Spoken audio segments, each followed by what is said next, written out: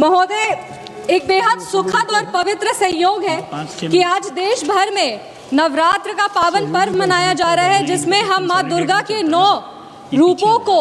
9 रूपों की आराधना करते हैं। और नारी शक्ति, ये सदन गवाह है कि नारी शक्ति का जो स्वर्णिम कालखंड है वो अभी हमारे देश में चल रहा है, जहां एक और सर्वोच्च संवैधानिक पद पर एक महिला विराजमान है जो इस देश की दिशा और दशा तय कर रही है। वहीं दूसरी ओर हमारी माननीय वित्त मंत्री निर्मला सीतारमण जी अपनी नीतियों से इस देश की नीयत को तय कर रही है। एक छोटे से ग्रामीण क्षेत्र से माताओं बहनों के आशीर्वाद से एक युवा महिला सांसद अपनी आवाज़ को इस सदन में बुलंद कर रही है, और वहीं पे जितनी भी हमारी माताएं बहनें हैं उनके आशीर्वाद से और जो सरकार जो है, जितनी भी महिला है उनके सशक्तिकरण से स्वयं सहायता समूह जो समाज में महिलाओं को ग्रोथ इंजन बना रहा है, उसके विमेन लीडर्स को ग्रामीण क्षेत्रों में डेवलप कर रहा है। ये सबसे ये समझ में आता है कि हमारे देश में जो विमेन लेड डेवलपमेंट है उसका सही परिणाम आज देखने को मिल रहा है। आचार्य चाणक्य ने अर्थशास्त्र में एक श्लोक लिखा था, प्रजा सुखे सुखम राज्य प्रजा नाम तु हिते हितम आत्मप्रियम हितम राज्य प्रजा नाम तु हितम प्रियम। इसका अर्थ है कि नेता का जो सुख है वो प्रजा के सुख में ही निहित होना चाहिए और प्रजा के हित में ही उसे अपनी हित को देखना चाहिए।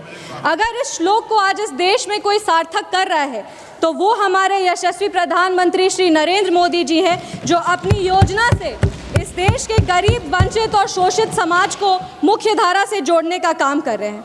आचार्य चाणक्य ने राजधर्म की बात की थी, और राजधर्म का असली अर्थ है सबका साथ, सबका विकास, सबका विश्वास और सबका प्रयास। और इसी विचारधारा के साथ पिछले 11 वर्षों से हमारी सरकार काम कर रही है। ये साल का बजट और ये वित्त विधेयक सिर्फ कुछ आंकड़े नहीं है या पन्नों का दस्तावेज नहीं है, ये एक आईना है जिसमें हमें एक विकसित भारत, सशक्त भारत और समृद्ध भारत दिखता है। ये आईना है जिसमें हमें बाबा साहब डॉक्टर भीमराव अंबेडकर के समावेशी सोच को देखने को मिलता है। ये एक आईना है जिसमें हम भारत रत्न जननायक कर्पूरी ठाकुर जी के सामाजिक न्याय को देख सकते हैं। ये आईना है जिसमें हम युवाओं की प्रतिभा को देख सकते हैं। ये आईना है जिसमें हम अपने सेना के अदम्य शौर्य को देख सकते हैं। ये आईना है जिसमें हम सरकार की प्रतिबद्धता को देख सकते हैं, जो इतने जियोपॉलिटिकल तनाव के बावजूद भी हमारे देश की जो अर्थव्यवस्था है वो आज फास्टेस्ट ग्रोइंग इकोनॉमी है और अर्थव्यवस्था इतने टर्मोइल सिचुएशन में भी मजबूत है। लेकिन विडंबना देखिए महोदय, जिस आईने में हमें विकास और विश्वास दोनों ही दिख रहा है उसमें विपक्ष को कुछ नहीं दिख रहा। इनके विरोध पे एक मशहूर शायरी याद आता है, नाजो अंदाज से कहते हैं कि जीना होगा, जहर भी देते हैं तो कहते हैं पीना होगा, जब मैं पीता हूँ तो कहते हैं मरता ही नहीं, और जब मैं मरता हूँ तो कहते हैं कि जीना होगा। ये विपक्ष जो है अपने नाजो अंदाज में रोज झूठ, फरेब और अफवाह का जहर इस देश को पिलाने का प्रयास करती है, पर ये जानते ही नहीं है कि देश इनके नकारात्मक राजनीति को बहुत साल पहले ही इनकार कर दिया है। इस शेर में विपक्ष का पूरा सियासी चरित्र देखने को मिलता है। यहाँ पे बड़ी बड़ी संस्थानें हैं, IMF है, OECD है, जो भारत की ओर उम्मीद से देखती है और भारत को एक ब्राइट स्पॉट मानती है। पर हमारे विपक्ष के कुछ विद्वान हैं जिनको इस पूरे विकास में कुछ दिखता ही नहीं, और वो हमेशा कहते हैं कि India is a dead economy. मजाक की बात तो ये है सर कि जो खुद इलेक्टोरली डेड हो गए हैं, अब बार बार विपक्ष की बात कर रहे हैं, पूरा विपक्ष तो खाली पड़ा है। अर्थव्यवस्था को क्या डेड कहेंगे? आप इस देश को जब डेड इकोनॉमी कहते हैं तो आप हमारे प्रधानमंत्री का अपमान नहीं करते, आप अपमान करते हैं उस किसान का जो रिकॉर्ड 350 मिलियन टन अनाज उगा रहा है। आप अपमान करते हैं उस श्रमिक का जो आज संसद भवन से लेकर राम मंदिर तक का निर्माण कर रहा है। आप अपमान करते हैं उस वैज्ञानिक का जो चंद्रयान को शिव शक्ति पॉइंट तक पहुंचाया है। आप अपमान करते हैं उस स्टार्टअप फाउंडर का जो दुनिया भर में भारत की डंका बजा रहा है। और हम गर्व से कहते हैं कि under the decisive leadership of our honourable prime minister Shri Narendra Modi ji, हम फ्रजाइल 5 इकोनॉमी से टॉप 5 इकोनॉमीज में आ चुके हैं। और ये सिर्फ और सिर्फ इसीलिए संभव हो पाया क्योंकि हमारी नीतियां जो है वो बोल्ड रिफॉर्म्स पर आधारित है, रोबस्ट इंफ्रास्ट्रक्चर पर आधारित है। इसी विकास का प्रमाण है कि हमारा बिहार भी आज आगे बढ़ रहा है। पिछले 11 वर्षों में बिहार में विकास परियोजनाओं के लिए लगभग 14.5 लाख करोड़ रुपए से अधिक की सहायता राशि प्रदान की गई है। यूपीए के कार्यकाल में मात्र 2.5 लाख करोड़ रुपए जो थे 10 साल में मिले थे। ये दिखाता है कि बिहार और बिहारियां कभी इनकी प्राथमिकता थे ही नहीं, वो हमेशा बिहारियों को अपने वोट के लिए इस्तेमाल करते थे। विपक्ष के साथी हमेशा एक नए शब्द का जो है उपयोग करते हैं, कहते हैं टैक्स टेररिज्म। और सबसे मजाक की बात यह है कि जिनके समय में टैक्स कलेक्शन सबसे लोएस्ट था और टेररिस्ट अटैक्स अपने चरम पर था, वो टैक्स टेररिज्म के बारे में बात करते हैं।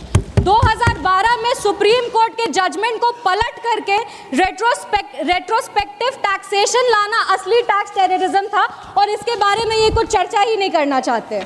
अब हम आते हैं इनके टैक्स सिस्टम की नीतियों पे। 1970-71 में 11 टैक्स स्लैब थे, जब 2 लाख से ऊपर की आय पर टैक्स लगभग 85% थे और 10% का सरचार्ज था, यानी 100 रुपये कमाने वाला मात्र 6.5 रुपये बचाता था। आज जो टैक्स फ्री इनकम है उसका लिमिट बढ़ा करके 12 लाख रुपए कर दिया गया है, जो यूपीए के कार्यकाल से 6 गुना ज़्यादा है। 2013-14 में टैक्स फ्री इनकम मात्र 16,667 रुपए थे और 2025 में ये 1 लाख रुपए प्रति माह हो गए हैं। असली रिफॉर्म्स तो ये है कि net direct tax collection financial year 2013-14 में 6,38,596 करोड़ रुपए थे और आज वो बढ़कर 22.5 लाख करोड़ रुपए हो गए हैं, जो 3 गुना ज़्यादा है। अगर हम भारत के टैक्स टू जीडीपी रेशियो की बात करें तो आज भारत का टैक्स टू जीडीपी रेशियो 19.6% है, जो दुनिया की बड़ी बड़ी प्रमुख अर्थव्यवस्थाओं के बराबर है। आज भारत का टैक्स सिस्टम टैक्स टेररिज्म के लिए नहीं, ट्रांसपेरेंसी, ट्रस्ट और ट्रांसफॉर्मेशन के लिए जाना जाता है। सर फर्स्ट टाइमर हम लोग को ऐसे इतना कम मौका मिलता है, प्लीज सर 2 मिनट में हम कंप्लीट कर देंगे। समय दे दीजिए सर। सर इतना विकास देख के विपक्ष का जो अलायंस है वो भी नहीं टिक पा रहा। बंगाल में तो विकास इतना, हमारी सरकार विकास कर दी गई है कि अलायंस को समझ में नहीं आ रहा करे तो करे क्या। बंगाल में इनका क्या हाश हो रहा वो तो हम लोग देखें। और बिहार में जो हाल इनका हुआ है, कांग्रेस पार्टी को कुछ साल बाद लालटेन लेकर के बिहार में खोजना पड़ेगा। महोदय ये विधेयक ग्रामीण उद्यमिता का भी एक नया सवेरा लेकर आया है। 2013-14 में कृषि का बजट मात्र 27,663 करोड़ रुपए थे, आज वो 5 गुना बढ़कर 1,40,528 करोड़ रुपए हो गए हैं। पर दुख की बात यह है कि इतने विकास के बाद भी ये अपने तुष्टीकरण और गंदी राजनीति के वजह से नाम की राजनीति करते हैं, जिसमें प्रभु श्री राम का नाम लेते ही विचलित हो जाते हैं। सर 2 मिनट में हम वाइंड अप कर रहे हैं। थोड़ा समय और। हमारी सरकार जिस लगन, जिस सेवा भाव और जिस दृढ़ निश्चय से काम करती है उसे हम राम राज्य कहते हैं। राम राज्य सिर्फ विपक्ष को लगता है कि राम राज्य एक धार्मिक शब्द है, पर वो जानते ही नहीं कि राम राज्य पूजा की पद्धति नहीं बल्कि शासन की प्रतिबद्धता है। राम राज्य का अर्थ है समाज के अंतिम व्यक्ति का उदय होना। सर 1 मिनट, समाज के अंतिम व्यक्ति का उदय होना। सर आप बार बार मेरा, अभी हम बस 2 मिनट में इसको समाप्त कर रहे हैं। ये गोस्वामी तुलसीदास जी ने राम राज्य की परिभाषा दी थी, दैहिक दैविक भौतिक तापा राम काज कहूँ नहीं व्यापा। एक ऐसे व्यवस्था का निर्माण होना चाहिए जहाँ किसी भी इंसान को शारीरिक, मानसिक या आर्थिक तनाव नहीं हो। ये वित्त विधेयक प्रमाण है कि हमारी सरकार नेक्स्ट इलेक्शन के लिए नहीं, नेक्स्ट जनरेशन के लिए काम करती है। इस नेक्स्ट जनरेशन को प्रोत्साहित करने के लिए अंत में हम अटल बिहारी वाजपेयी जी की एक कविता पढ़ना चाहेंगे और अपने वाणी को विराम देना चाहेंगे। अटल बिहारी वाजपेयी जी ने कहा था कि भारत कोई जमीन का टुकड़ा नहीं है, ये एक जीता जागता राष्ट्र पुरुष है। ये चंदन की भूमि है, ये अभिनंदन की भूमि है, भारत तड़पन की भूमि है, भारत अर्पण की भूमि है। यहाँ का बूंद बूंद हमारे लिए गंगा है और यहाँ का कंकड़ कंकड़ हमारे लिए शंकर है। हम जिएंगे तो इसी